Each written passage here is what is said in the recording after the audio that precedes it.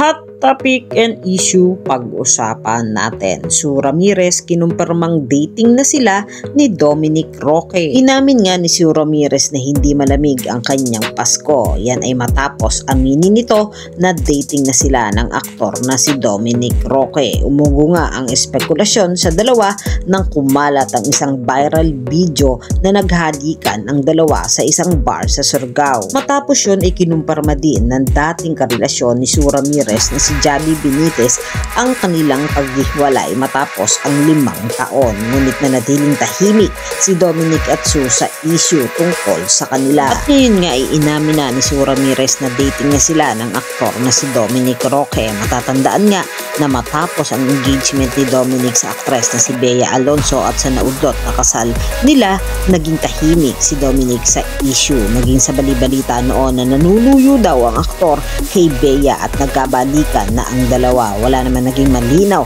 na konfirmasyon galing kay Bea at kay Dominic. At ngayon nga na naliling si Dominic kay Sue Ramirez at sa pag-amin ng aktres, marami rin ang natuwa dahil pareho naman anya single ang dalawa. Kayo mga katambalan, ano ang masasabi nyo?